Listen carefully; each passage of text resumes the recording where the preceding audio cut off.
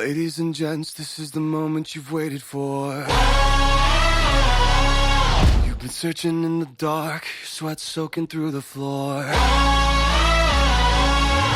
And buried in your bones, there's an ache that you can't ignore. Taking your breath, stealing your mind, and all that was real is left behind. Don't fight it, it's coming for you, running at you. It's only this moment, don't care what comes after. Your fever dream, can't you see, getting closer? Just surrender, cause you feel the feeling taking over. It's fire, it's freedom, it's flooding open. It's the preacher and the pulpit and your blind devotion. There's something breaking at the brink of every wall that's holding all that you know. So tell me, do you wanna go where it's covered in all the colored lights, where the runaways are running the night? Impossible comes true, it's taking over you. This is the greatest show. We light it up, we won't come down, and the sun can't stop us now. Watching it come true, it's taking over you. This is the greatest show. Hello there, welcome ladies and gentlemen to the show of greatness. Drink it in, man. I am NateFNGreat, your host, talking things professional wrestling wise. It is time to talk about some turns, mainly heel turns, in TNA. In honor of their upcoming show Slammiversary, I thought it might be kind of cool to make a top 10 list of what I think are some of the best heel turns that TNA has had. I'll go into great details why I picked them out, and we'll have a little bit of fun with this. So, I'm going to go into a couple of the honorable mentions, and I'll just be very brief with them. And then we'll get into the actual top 10 list. So, honorable mention is the MVP heel turn. They recently just got done having Dixie Carter be the evil tyrant, bad lady that just was in control of everything. So this was kind of a shock to see that, just as they were done with that, only about maybe a month later, they decided to have MVP turn heel and form the collision of him with his team of Kenny King as well as Lashley, which would involve one of the most dominant world championship reigns ever.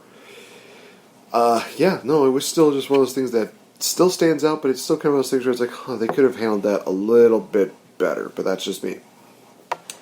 Another one would be AJ Styles making his return, where he becomes evil as well as a badass.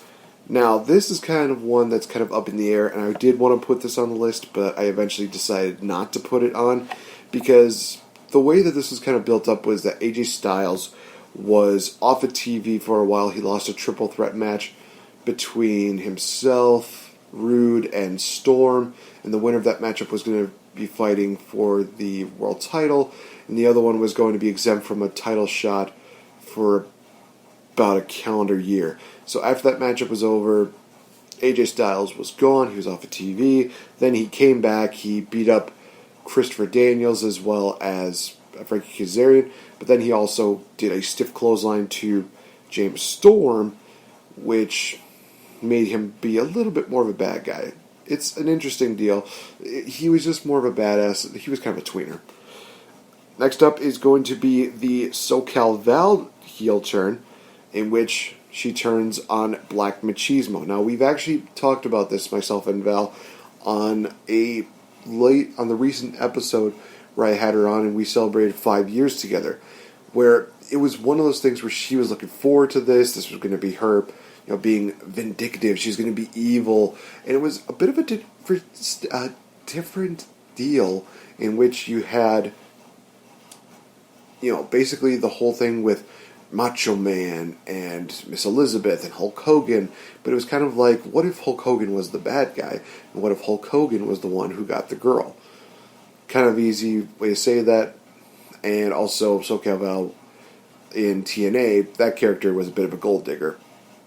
I think we only just need to go that far. The final honorable mention was Don West going off on Mike Today. This is not fully considered a heel turn, but the way that this promo was kind of done definitely made him seem like he was, quote-unquote, the bad guy, where he was just thinking more for himself than for his team, where they went into a little bit of a shoot where Mike Tenay was sitting during a conference where they were talking about his future, and Mike Tenay said nothing. He basically told Don, their friendship, and then he just told him that he could take the microphone and he could shove it. So it's kind of one of those things where it's up in the air whether this was a heel turn or not, but they were getting along so well until this moment, so I guess I could call it a heel turn. Not too sure. But now we go into the top 10 heel turns of that company. Now, this is just my opinion. This is just subjective. If you guys have ones that you think are definitely higher up there, or definitely think that there are ones that are better for the list, definitely leave it in the comment section. Give this video a like. Let me know what you guys think. I definitely would love to know your opinions on it. And yeah, be sure to tune in to the rest of this list. So going to number 10 was Dixie Carter dropping the hate bomb on AJ Styles. So here's the interesting thing about this, is that AJ Styles did in fact come back, and he was basically doing this deal where he was thinking that he's the only one that he can look out after. He was looking out for himself. He wants to win the world title, and he starts revealing this whole deal with Dixie Carter, where Dixie Carter is just not who they think she is. And when Dixie Carter comes out, we're automatically thinking, well, if she's going to come out, she's going to defend herself. However, Dixie Carter was just turning into one of the biggest bitches in wrestling history, and I am not being at all, merciful or anything when I say that, because she'll go on to talk about how she made the company, she was the best one, and you were just along for the ride, and blah blah blah, everything like that. Just being this overly just vindictive bitch. It was just so very well done. I liked it. And then as time went on, a lot of people got more annoyed by her. But I liked heel Dixie. She was one of those people that was always getting heat. She always knew how to, generate heat. And it ultimately ended in one of the best moments in TNA history, which was her getting sent through a table by Bully Ray. It had a really good payoff. So that was the other thing that really kind of stood out to me in this deal, is that, it was all built up, and some people were thinking, well, she's not going to get her comeuppance, she's not going to get beat up, it's going to be like a Stephanie McMahon deal. And then we see her go through a table, it's like, oh, she definitely sacrificed a lot for the business. So that was just really well done. I liked some of the promos that she did. Like, she tried to basically say, like, she owns the beard of Eric Young. That was just ridiculous, but also just really funny. Anything that she and Rockstar Spud did was just gold. It's just great. And she also garnered, the genesis that was EC3. EC3 is Dixie Carter's nephew, and basically he's self-entitled. It was just great. So, going from that, number 9, we have the heel turn of Davey Richards, turning on his tag team partner, Eddie Edwards. So Eddie Edwards and Davey Richards, they were teamed up as the Wolves in TNA. They had some really great tag team matches, including the Best of Series with the Hardy Boys and the Dudley Boys, or Team 3D, I should say. And they were just absolutely just amazing. Then Davey Richards, unfortunately, got injured. Eddie Edwards would go on to be a single star, and he would eventually win the world title from Lashley, which was still a shock to so many people, including myself. He would have a rematch against Lashley during this deal, but Davey Edwards would be in his corner. He's making sure that Lashley's not trying to do anything, but Davey just ensures that Eddie Edwards loses the title. But it doesn't stop there. Oh, no, it gets better. So he pulls the referee out, and Eddie Edwards is just looking over like, what are you doing? Davey Richards is just like, oh, it's only going to get worse. He looks over to his then-wife Angelina Love, and Angelina Love and Alicia Edwards, they're there just all confused, but then Angelina just has a big old smile on her face, swats at Alicia Edwards, beats her down, And then after Eddie Edwards had just lost the title, Davey Richards is just beating him down. He's just punching him and beating him so badly. And he's doing this right in front of his wife. Literally, Angelina Love is holding Alicia to the ground with her head up, watching as her husband is just basically getting mauled by Davey Richards. It is just one of the most sadistic things that I have seen in wrestling. But it's so well done. It's just really well done. I just wish that they would have done a little bit more with Davey Richards after that. But this moment here was just great. At number 8, I have James Storm turning on Gunner. So this was kind of an interesting story because James Storm may have the right of way when it comes to this, but this was still a bit of a shocking heel turn.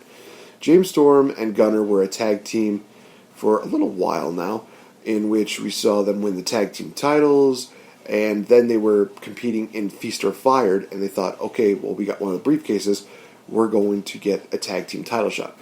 Gunner's briefcase revealed to have a World Heavyweight title shot, and then he would go on to take on EC3 in a matchup where basically the winner wins both cases. EC3's case had a tag team title shot in it. So we see this match happen. Gunner wins the match. He gives the tag team title shot to James Storm, which obviously does not really please him too well. Gunner cashes in his heavyweight title shot on Magnus in, I think it was a no DQ match. Maybe it was. I'm not 100% sure, but it seemed like it was a no DQ matchup. Gunner, looks like he's gonna get the victory, but Spud and the recruits, they're just beating down on him. James Storm, he clears the house. He makes sure that it's only Gunner and Magnus, and Gunner's going up to the top rope, but James Storm hits a massive super kick to Gunner as he's coming down. Magnus pins him 1, 2, 3, and James Storm becomes a bit of an interesting character. He definitely becomes like this dark loner for a while until he recruits Manic, Sonata, and Abyss for a bit of a dark group. But that moment there where he just screws his partner out of the World Heavyweight title shot, and his reasonings behind it were very simple, was the fact that he made Gunner the star that he was today, and as a thank you, he just literally was just like, I don't want this tag team title shot, you can have it. Which eventually he would utilize. He would utilize that tag team title shot to give him and Abyss a reign as tag team champions. So, in the end, it wasn't all in vain, but it was also one of those things where it was out of selfish deals that James Storm turned heel. It was great. I loved it. Number 7, we have Samoa Joe joining the main event Mafia. So Samoa Joe, the undefeated Samoan submission machine in the early parts of TNA, was just this monstrous, massive human being who could literally just beat anybody to a pulp as well as choke anybody out that he wanted to. And for a while, it seemed like he was losing a bit of his touch until one fateful night where he was abducted by a bunch of mercenaries, quote-unquote, and he was taken away for a while. He would soon be making vignettes and coming back, and he would show that he had like this tribal face paint, and he is just saying that he's going to hunt down all the members of the Main Event Mafia. For those of you that don't know, Main Event Mafia was kind of like the NWO of TNA. You had Sting, you had Kurt Angle, Scott Steiner, Booker T, and Kevin Nash.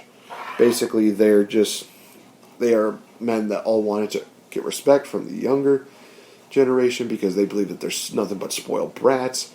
It's honestly a pretty interesting story, and then it just kind of got all wishy-washy. But basically, Samoa Joe is just saying, I'm going to destroy every single one of you one by one by one. He wrecks Scott Steiner, he destroys Booker T and Kevin Nash, and he's ready to take out Kurt Angle in a King of the Mountain matchup at that year's Slammiversary. He has the championship, he's going up, Kurt Angle is on the other side. It looks like Samoa Joe's just going to smash him in the face with the championship until he presents it to Kurt Angle. Kurt Angle hangs the belt, he wins the title. It's one of those things where it's still a bit confusing as to why this happened, but Samoa Joe would go on to defeat Sting at the following event, which also introduced Taz to the company. And, geez, that was just quite the impact. I mean, you look at Taz's resume of guys that he's managed. I mean, right now, Brian Cage, back then, he was managing Samoa Joe. He's definitely one of those guys who sees potential with so many of these stars, and he's just ready to be like, you know what? I'm ready to take them to that next level. I'm ready to showcase that they are indeed a monster, and I'm going to talk majorly big about them. And he definitely does. He does a great job of that. At number 6, we have Bully Ray turning on his own brother Devon. So I should definitely say that I've just spoiled this, but it is what it is.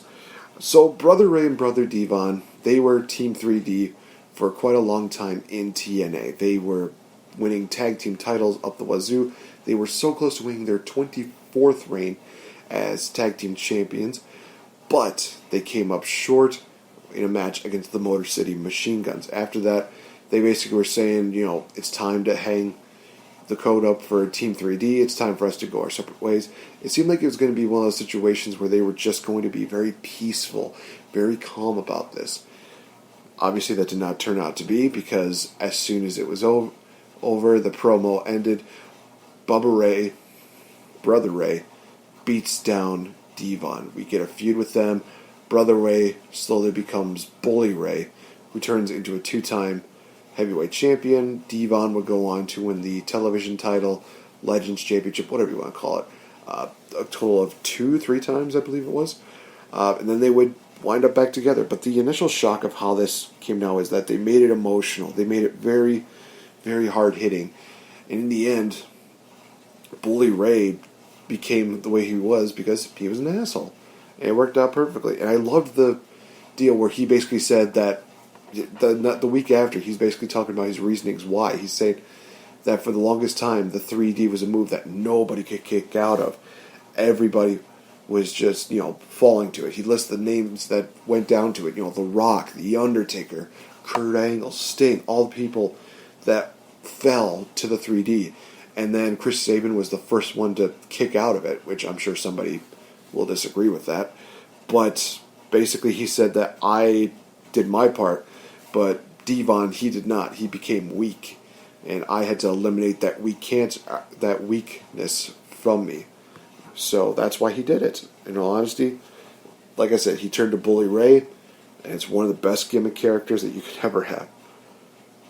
At number 5, we have Christian turning on Sting at Hard Justice. So here's kind of the story behind this. It's a little bit convoluted, but it's also an interesting story. Christian was the world champion going into Slammiversary. Him and Sting were kind of feuding a bit, but then there was kind of like this Orlando Screwjob, they kind of called it, where Earl Hebner got involved. Jeff Jarrett won the world title, and Sting would go on to win a Fatal 4-Way matchup for the number 1 contendership, which also featured Christian. So maybe you can understand why Christian turned a little bit heel here. During the matchup between Jeff Jarrett and Sting at Hard Justice, Christian took out Scott Steiner, and it looked like Sting was going to go for a flying headbutt. He goes for the dive. Christian, who took Jeff Jarrett's guitar, just whashes him right in the face. It was one of those things where it was just perfectly done. And just how hearing Don Weiss go from like, here he comes, what did he just do? Was just, it was just great. It was just absolutely great. And Christian would basically go on to state the fact that he turned because he feels like he has no real friends in professional wrestling. This would go on to have him have a feud with Rhino. They would have a mixture of pretty good matches. I wouldn't say like they were match of the year candidates, but definitely one of those things where you just watch these matches and it's like, wow, they definitely are showing that they do not like each other. But Christian, he is just absolutely amazing as a heel. Whether he is, Christian or Christian Cage, as he was in TNA, it was just absolutely fun. Number 4, Bully Ray joining Aces and Eights. The big reveal. So Aces and Eights was basically Sons of Anarchy in wrestling form, in which we saw a bunch of these guys dressed up like, as I said, the Sons of Anarchy. They had their faces covered. They had these jackets where they had aces and eights on the back. They had motorcycles. It's just a very interesting group. They were beating down everybody that they could to basically cause chaos in TNA, and they had this slow reveal of like, hey, we're going to reveal everybody, for quite a while. And, first one who was revealed was Devon. Next one who were revealed were Doc, Luke Gallows, and Nux, formerly known as Mike Knox from WWE. Then they would go on to reveal Wes Briscoe and Garrett Bischoff. They had one of the bigger reveals was during the wedding with Brooke Hogan and Bully Ray, where Taz would reveal himself, and so many people were thinking, "Oh wow, he's got to be the president," because they were talking a lot about this president, where these are by the president's orders that we're doing this deal. They even had a deal where they just had like a dartboard, and it's like, oh, we have all these people that we're going to go after. Who's going to go after? They throw a dart. Haha. You never really see who it is until like almost the very last minute. And they took out so many people, including Sting, Jeff Hardy, Kurt Angle, so many people. Ken Anderson would go on to join the Aces and Eights as well.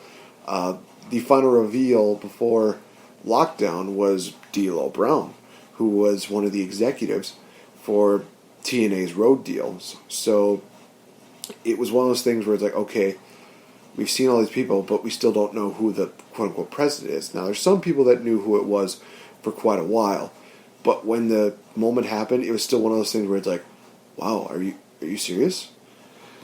We go to Lockdown. It's a 6 sides of steel match. No, it's just a cage match. I forgot. There was a time where they had just the regular 4-sided ring.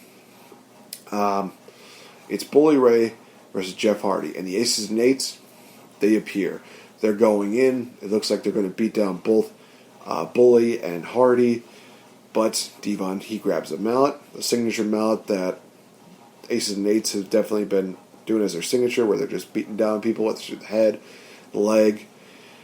He takes the mallet, throws it to Bully. Bully catches it. He turns around, whacks Jeff in the back of the head with it, revealing that he's the president of Aces and Eights and becomes the TNA World Heavyweight Champion. And honestly, guys, one of the reasons why I love this heel turn so much is that they definitely went in detail as to how this happened. Bully just does a great job of explaining, where all these members came from, why they decided to join them. It's just really great. And just that line of the line he has during Lockdown, people are they're just yelling. They're just like, no! They're booing him. And we hear him yelling to Hogan as well as to his quote-unquote wife at the time, Brooke Hogan. He's just yelling, Hogan, I used you. Brooke, I screwed you. It's just one of those things where you just see this and it's like, it's just so great. Bully is just at his finest here. So many people hate the Aces and Eights deal. I kind of have a soft spot for it. It's kind of one of those things where it's like, the way that they built this up, it's really great. It was all for a payoff for one of the biggest heels in TNA, that being Bully Ray. There might be one other person that I think has had the best heel turn, but we'll get into that a little bit later on.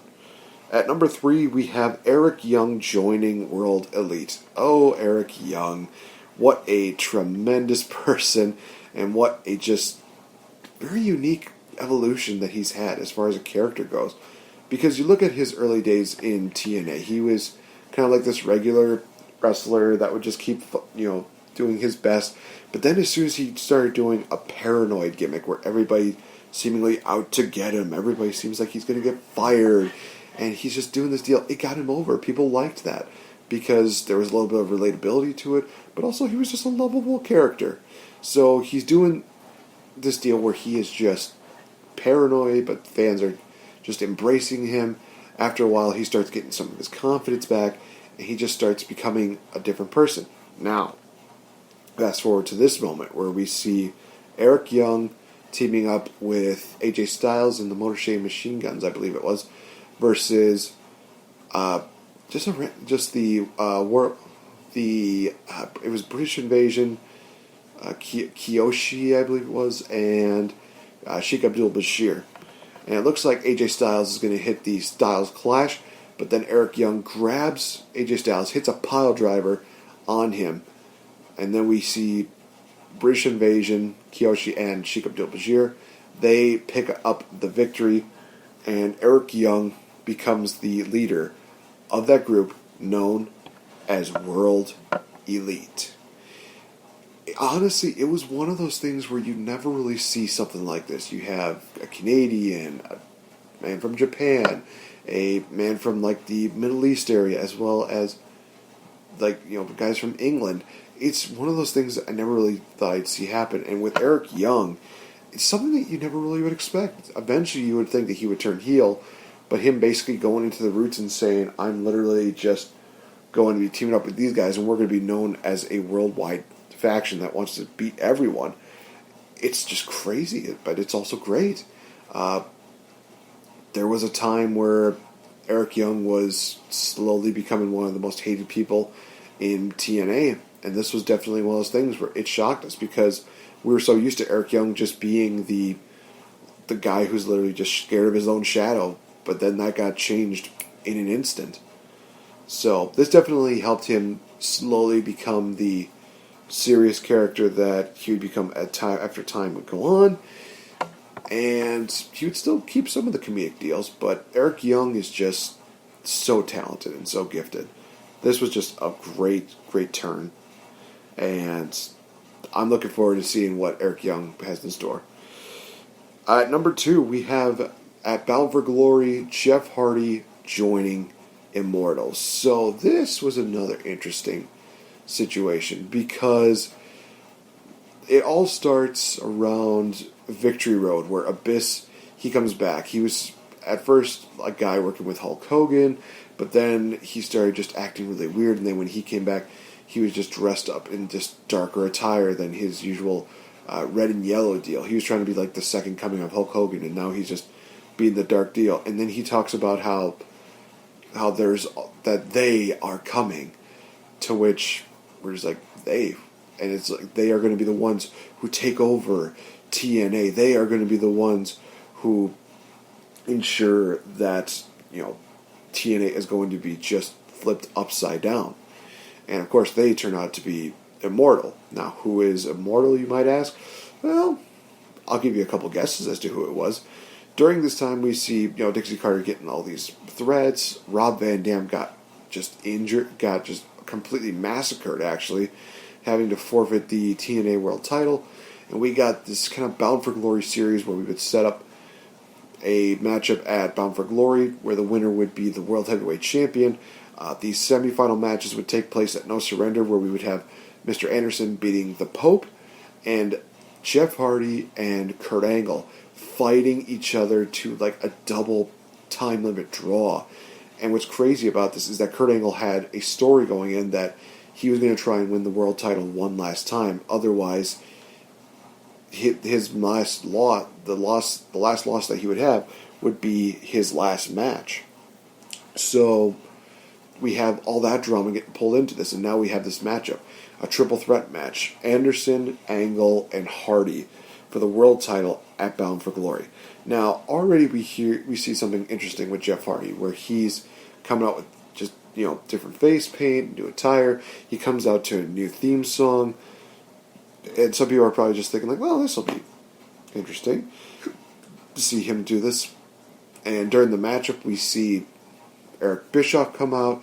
He basically is screwing over Kurt and Anderson, but then out comes Hulk Hogan. He's had this injury going on because he's walking on crutches, and it looks like he's going to just whack Eric Bischoff, but Hardy grabs the crutch, and he's basically stating, no, don't do that. Then he turns around, whacks Kurt Angle in the back. He hits Anderson, and we see Bischoff and Hogan have a huge smile on both their faces, in which Hogan says the phrase like, my son, my son. Jeff Hardy would hit the twist of fate. Eventually he'd be calling it the twist of hate for the 1, 2, 3. Jeff Hardy becomes the World Heavyweight Champion of TNA for the first time and turn heel. He would become the Antichrist of TNA. All honesty, guys, the Antichrist of TNA was a really great gimmick for him. He definitely was just one of those guys who just was very dark. He wasn't really sinister, but he definitely had this dark deal where he was just doing like poetic promos. It's really interesting to kind of see that, and he would have one of the most god-awful titles, to be honest. But it was one of those things that embarked the fact that, hey, this is about immortal, about being immortal. And that's why Jeff Hardy joined them in the first place. So it's revealed that they are Abyss, Jarrett, Hogan, and Bischoff, as well as Jeff Hardy. And I'll never forget Rob Van Dam coming out and saying, Jeff, what are you doing, man? What are you doing? And then Jeff Hardy just takes the title and just scrambles Rob Van Dam's brain with that. And Hogan's just like, ho, ho, ho, ho. It's just one of those things that's just absolutely amazing. Now, ladies and gentlemen, it's time for the number one heel turn in all of TNA. In my opinion, the best TNA heel turn is Bobby Roode turning on James Storm. So this is kind of an interesting story because Bobby Roode won the inaugural True Bound for Glory series, where they had like a little mini tournament. They had matches against each other. Wins would get you points, losses would get you nothing, or it would just have like negative points if you had DQs. It's a very interesting bracket how they did it. Bobby Roode won the first ever TNA Bound for Glory series, so he gets a matchup against Kurt Angle at Bound for Glory. Matchup is really good, and it also finishes with Kurt Angle winning with an Olympic slam. He covers Bobby Roode, but he also grabs the rope for leverage. And this is also the same event that had Hogan turning face and losing to Sting in the same night. It's an interesting story. That's something I don't want to cover too much into. But Bobby Roode is basically wanting another matchup against Kurt Angle because obviously Kurt Angle screwed him at Bound for Glory, but Kurt Angle had it in his contract that Bobby Roode could never challenge for the world title as long as Kurt Angle is the champion. So James Storm says, well, does that contract say anything about me? So we get a matchup, James Storm versus Kurt Angle for the world title. One last call super kick, 1, 2, 3. James Storm is the new World Heavyweight Champion. Celebrating with Bobby Roode, he's celebrating with Fortune. It's just one of those things that's really great. Oh, Fortune is basically TNA's version of the Four Horsemen. It's an interesting deal. But we have the matchup between Bobby Roode and James Storm. It's another really good matchup between the two of them, but it has one of the most crucial moments in TNA because this is where we would see not only the beginning of one of the longest reigns in TNA's history, but we would have probably one of the most heartbreaking moments we would ever see, in which Bobby Roode, he grabs one of James Storm's beer bottles. James Storm just grabs him. Bobby Roode slaps it, crashes that bottle onto James Storm's head. He covers Storm 1, 2, 3. Bobby Roode wins the world title. And we have him hold that title for such a long time, almost 300 days, I believe it was. And he was the epitome of what a bastard champion was. He was a guy who had no respect for authority. He would find ways to cheat to win, but he would also be just doing it by himself, by winning by any means necessary. I will never forget that the week after he won the world title, he basically just says, the only thing that really matters right now is the fact that I am the World Heavyweight Champion. And there's promos throughout that night where Bobby Roode's wife and his friends are basically just saying, like, he's not the same person as he was before. Basically saying that, that title changed him, which was awesome in my opinion.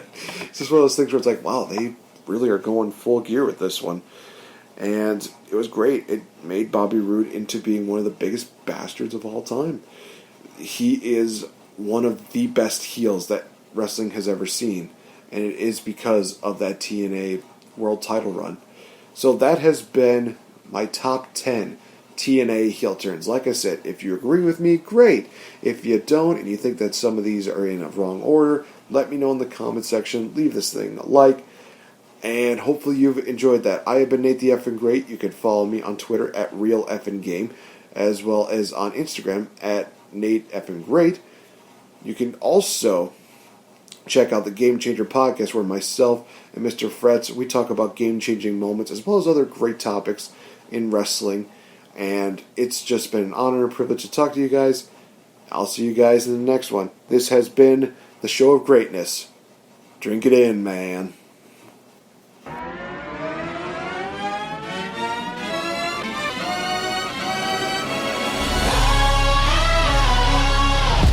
Ladies and gents, this is the moment you've waited for. You've been searching in the dark, your sweat soaking through the floor. And buried in your bones, there's an ache that you can't ignore. Taking your breath, stealing your mind, and all that was real is left behind. Don't fight it, it's coming for you, running at you. It's only this moment, don't care what comes after. Your fever dream, can't you see, getting closer? Just surrender, cause you feel the feeling taking over. It's